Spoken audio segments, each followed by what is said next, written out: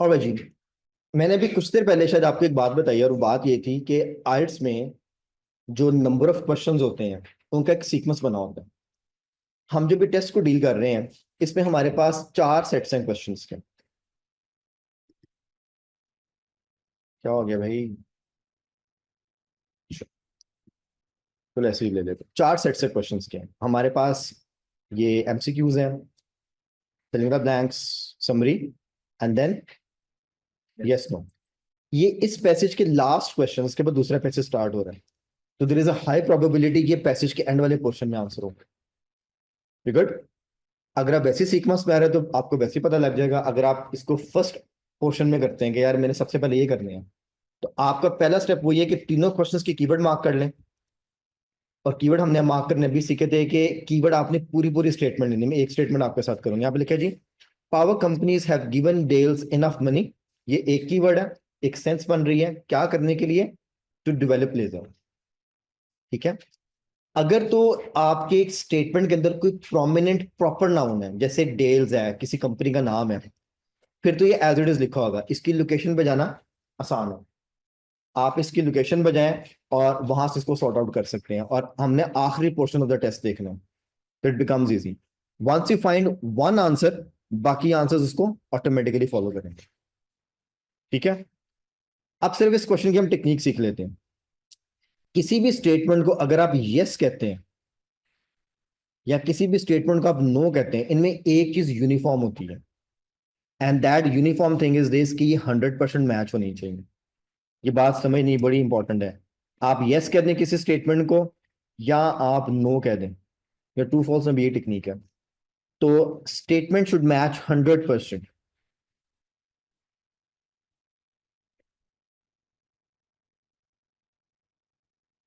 अब आपके जहन में सवाल आना चाहिए कि 100% अगर मैच होगी तो फिर हम इसको डिफरेंशिएट कैसे करेंगे? That's issue. ठीक है।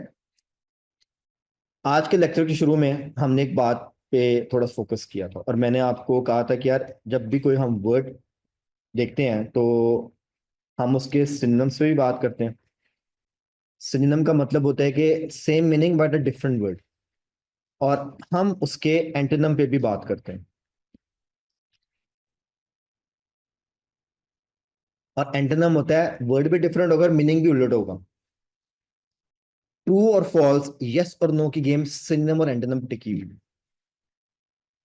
फिर वो क्या आपकी बात आ गई?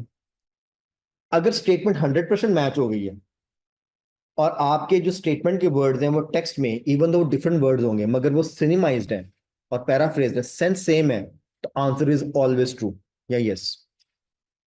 और आपके वर्ड्स अगर 100% मैच हो गए हैं तो आपकी जो क्वेश्चन की स्टेटमेंट है उसमें से कोई एक ऐसा वर्ड या फ्रेज जो कि टेक्स्ट में जाके एंटोनिम की फॉर्म में लिखा हुआ है, उलट लिखा हुआ है, that statement is always no या फॉल्स। मगर पहली शर्त ये कि बात 100% मैच होनी चाहिए। किसी भी स्टेटमेंट के लिए यस या नो का स्टेटस होल्ड करने के लिए शर्त है कि ये जो पूरी बात लिखी है, फॉर एग्जाम्पल ये जो पूरी स्टेटमेंट है, ये वहां पर जाके मैच हो। इसमें से कोई चीज मिसिंग नहीं होनी चाहिए। क्योंकि अगर मिसिंग होगा तो वो हमेशा नॉट गिवन होता है। क्योंकि नॉट गिवन की शर्त ये है कि आपकी स्टेटमेंट 100% मैच नहीं होती है। आपकी स्टेटमेंट में से कोई एक वर्ड, कोई एक फ्रेज वहां पे इनकम्प्लीट हो जाता है, बात पूरी नहीं होती। तो अगर आपको यस और नो निकालना आ गया, सिनोनिम और एंटोनिम, तो नॉट गिवन तो ऑटोमेटिकली निकल आएगा। नॉट गिवन को तो ढूंढना भी नहीं होता। आप स्टेटमेंट मैच करें, वो 100% मैच ही नहीं हो रही है, तो वो नॉट गिवन ही होगा। आपने स्टेटमेंट मैच की, वो 100% मैच होगी, फिर आपने सेंस देखा, सेंस सेम है, तो ऑलवेज यस। उसमें से कुछ भी एंटोनिम निकल आया उलट, ऑलवेज नो। Making sense? ठीक है। तो आपका जो स्टम्बलिंग ब्लॉक वाला जिसका पोर्शन है, ये जो अभी हम टेस्ट कर रहे हैं, इसमें मोस्ट प्रोबेबली आंसर होने चाहिए क्योंकि last portion of the test और डेल साहब का जिक्र भी यहाँ पे 2-3 दफा है। अगर आपको क्वेश्चन नंबर 11 का आंसर मिल गया तो 12 और 13 उसके सीक्वेंस में हो गए। ठीक है जी, 3 मिनट काफी है, चले 5 मिनट ले लें। 5 minutes, 11, 12 and 13, mark your answers and will talk about it. And जी माय डियर फ्रेंड्स, नंबर 6 और सॉरी नंबर 11 क्या आंसर है? Number 11 is no. आपने लिखा भी नो होगा। And number 12 is? And number 13? Very good. हम इसको जरा अप्लाई कर लेते हैं, ठीक है, ताकि हमें अच्छे से समझ आ जाए। क्वेश्चन नंबर 11 says जी, power companies have given Dales enough money।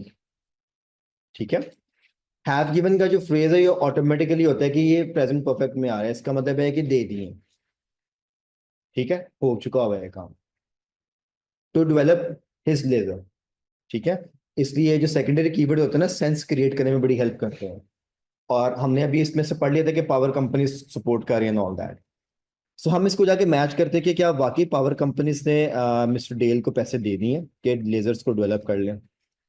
सो ये आपका जो स्टम्बलिंग ब्लॉक का जो रेफरेंस है, इसका जो सेकंड पैराग्राफ है, यहां से बात शुरू होती है। यहाँ पे लिखा है जी, Bernstein says that Dale's system is attracting lots of interest from the power companies, but they have not yet come up with the $5 million that EPRI says will be needed to develop a commercial system. Line continue है, by making lasers yet smaller and cheaper। यहां तक पढ़े तो straight away contradiction नजर आ रही है। ठीक है, कि कंपनीज इंटरेस्टेड हैं मगर पैसे नहीं दिए अभी तक।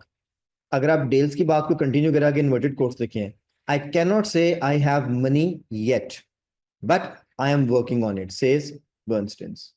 सो ये पूरा एक कंप्लीट रेफरेंस बन रहा है कि इंटरेस्ट है, पैसे नहीं दिए। स्ट्रेट अवे कॉन्ट्राडिक्शन है। अब चीजें क्या मैच हो रही है, 100% की मैचिंग कैसे है? क्या बात पावर कंपनीज की है कि पावर कंपनी से पैसे देने हैं? यस। बात डेल्स की हो रही है कि डेल्स के सिस्टम को पैसे देने हैं? यस। बात उसकी वही लेजर सिस्टम की हो रही है? यस। सारी बातें मैच हो रही हैं। किसने किसको पैसे देने हैं ये भी बात मैच हो रही है। इट मींस सारा कुछ ओके है, मगर कॉन्ट्राडिक्शन कहां पे है? Have given, not yet. अब आप मुझे बताएं, देखें वो जो आपका सेकेंडरी कीवर्ड है ना, उसने एक्चुअली इसको कॉन्ट्राडिक्ट करवा दिया।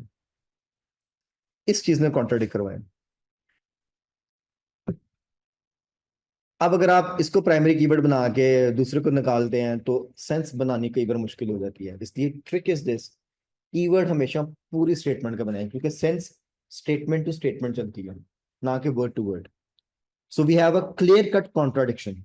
यहाँ पे क्या है? हैव गिवन, वहां पे है नॉट येट। सो कोई बात नहीं है, और बात भी पैसों की हो रही।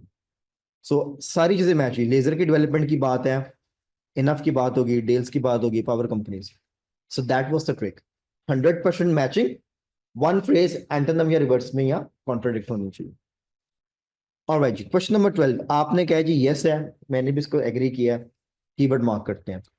Obtaining money to improve the ledgers will depend on tests in real storms. ठीक है, दो ही कीवर्ड बनेंगे इसके, कि टेस्ट पे डिपेंड करता है कि पैसे मिलेंगे कि नहीं मिलेंगे। ठीक है, नई वाली बात नहीं, इसने कहा टेस्ट पे डिपेंड करता है कि पैसे मिलेंगे, सिंपल एज दैट। और जो पैसे मिलेंगे वो हम इंप्रूवमेंट पे खर्च करेंगे, कि इसकी टेक्निक को बेहतर करेंगे। अब टेक्निक ये है कि जब एक आंसर मिलता है तो बाकी आंसर सीक्वेंस में फॉलो करते हैं, तो जहां से हमने पढ़ना छोड़ा हम वहीं से आगे कंटिन्यू कर देते हैं। So we left reading from here, हम यहीं से आगे पढ़ते हैं। लिखा है जी, he reckons that the fourth coming field tests will be the turning point. आगे फिर डैश लगा हुआ है, डैश का मतलब है कि इजाफी इंफॉर्मेशन आ रही है। And he is hoping for good news. Bernstein predicts an avalanche of interest and support if all goes well। ठीक है, आगे लिखा है expects to see cloud zappers eventually, एक इजाफी डिटेल है। आपके एक्चुअली ही रेकन से लेके यहां तक एक रेफरेंस बन रहा है। और अगर आप कंटिन्यूटी में है तो वही बात है कि अगर टेस्ट अच्छे गए, फील्ड टेस्ट का मतलब ही है कि रियल क्लाउड्स करने चाहिए। फील्ड का मतलब ये होता है कि आपने इसको प्रैक्टिस में लेके जाना है, रियल वाली। गुड। तो टेस्ट पे डिपेंड कर रहा है कि अगर टेस्ट अच्छा हुआ तो हमें पैसे मिल जाएंगे, ये आगे लिखा हुआ है। प्रिडिक्शन ये है कि avalanche of interest and support if all goes well. Sense wise देखे तो यहां पे भी लिखा है कि टेस्ट अच्छा हुआ तो पैसे जनरेट हो जाएंगे। क्वेश्चन की सेंस भी यही थी, तो it means your information is matching. So obtaining money to improve ledgers will depend, ये वहां पे उसने इफ के साथ चेंज कर दिया, if it all goes well. On the test. अब ये रियल स्टॉर्म फील्ड की बात आ गई, डिपेंड्स ऑन टेस्ट, ये सारा वही है, फुट ऑल गोज वेल। अब देखें ना, ये पैराफ्रेज है, सेंस मैच हो रही है, वर्ड्स तो मैच नहीं हो रहे हमारे, सेंस। और obtaining money to improve the laws, sorry ledgers, यहाँ पे वही है कि एवलांच ऑफ इंटरेस्ट। एवलांच क्या होता है? एवलांच मींस अंबार, वो बड़ी मिकदार में, यहाँ पे अगेन एवलांच को उन्होंने बड़ी मिकदार में रिप्रेजेंट किया। अब यहाँ पर देखिए दो वर्ड्स आ गए, एक हमने मॉन्स्टर पढ़ा था, मॉन्स्टर का मीनिंग उन्होंने बिग से लिया था, यहाँ पे एवलांच का मतलब तो ये होता है कि जो आपका वो तूफान आ रहा होता है, मगर यहाँ पे फिर उसने उसको बिग से लिया है कि इंटरेस्ट का तूफान आ जाएगा जैसे। ऑलराइट, लास्ट वाला, आपने कहा जी नॉट गिवन आंसर है, मैंने भी चले मान लिया। ये आप में से कोई मुझे मैच करवा सकता है? कीवर्ड पहले मार्क करवाएं। वेदर फोरकास्टर्स आर इंटेंसली इंटरेस्टेड, ये एक कीवर्ड है, फ्रेज में कीवर्ड मार्क किया अगर, it makes more sense. Weather forecasting नहीं है, weather forecasters. Weather forecasters scientist जो कि वेदर्स की स्टडी करते हैं, उनकी बात हो रही है। वो लोग जो हैं इंटेंसली इंटरेस्टेड है, इंटेंसली का मतलब होता है बहुत शिद्दत से इंटरेस्ट है उनका, किसमें? इन डेल्स सिस्टम, क्योंकि वो एक सिस्टम बना रहा है। हमने देखना है कि इसका कोई रेफरेंस है कि नहीं है। ठीक है, हम अगेन अगर कंटिन्यूटी में पढ़े हैं तो ये वाला पैराग्राफ हमने सारा पढ़ लिया था, हम यहां से पढ़ना शुरू करते हैं। यहां पे लिखा है जी, other scientists could also benefit with a lightning switch at their fingertips. Material scientists could find out what happens when mighty currents meet matter. Dales also hopes to see the birth of interactive meteorology, not just forecasting the weather but controlling it. If we could discharge clouds, we might offer the weather affect the weather, he says. अब इसमें weather के ऊपर क्या होगा या weather forecasting के mechanism में क्या इफेक्ट आएगा वो तो आ गया। वेदर फोरकास्टर्स का जिक्र किधर है कि साइंटिस्ट इंटरेस्टेड है, ये तो डेल ने अपना एक किया है कि ये इंटरैक्टिव मीटियोरोलॉजी के लिए एक अच्छी चीज हो जाएगी। ये तो वो वाली बात है जो डेल होप कर रहा है। क्वेश्चन का कॉन्टेक्स्ट है कि वेदर फोरकास्टर्स इंटरेस्टेड है। पहली बात है कि इस पैराग्राफ में या इस कॉन्टेक्स्ट के अंदर वेदर फोरकास्टर्स का जिक्र नहीं है, वो वाले साइंटिस्ट का जिक्र नहीं है, मिसिंग है। ना ही ये जिक्र है कि वो इंटेंसली इंटरेस्टेड है, ये तो डेल होप कर रहा है कि सिस्टम बनेगा तुमको हेल्प कर देगा। अब आप देखें, इसमें फोरकास्टिंग का वर्ड आ गया, वेदर का वर्ड आ गया, मगर ये कॉन्टेक्स्ट चेंज है। यहाँ पे सियाको सबाक चेंज है, उसकी सेंस डिफरेंट है, क्वेश्चन की सेंस डिफरेंट है। तो जब सेंस नहीं मैच हो रही है, ठीक है, वर्ड्स अगर मैच हो जाते हैं मगर सेंस ना मैच हो तब भी नॉट गिवन होता है। और अगर किसी चीज का जिक्र ही ना हो, जैसे वेदर फोरकास्टर्स का रेफरेंस ही नहीं है, तब भी नॉट गिवन होता है, क्योंकि 100% मैचिंग नहीं हुई है। So this is a classic sign for not given. क्या समझ आया अभी? 100% मैच होगा तो यस नो में जा सकता है, अगर मिसिंग होगा, जैसे ये मिसिंग है, ये पूरा फ्रेज ही मिसिंग है।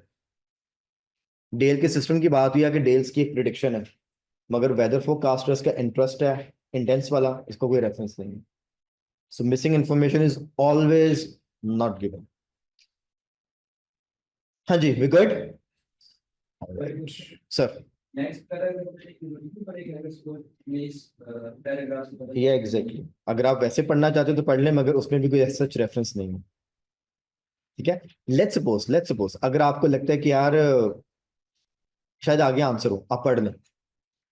ठीक है, आप ऐसे इसको पढ़ भी लेंगे तो यहाँ पे कोई जिक्र नहीं है उसका। यहाँ पे वही है कि इसको कंट्रोल करने की बात है, जैसे हेल स्टॉर्म्स की, लाइटनिंग की बात है। अगेन वेदर फोरकास्टर्स को कोई रेफरेंस नहीं आ रहा कि उनका इंटरेस्ट है इसके अंदर। जी माय डियर फ्रेंड्स, यहाँ तक ओके है? ठीक है।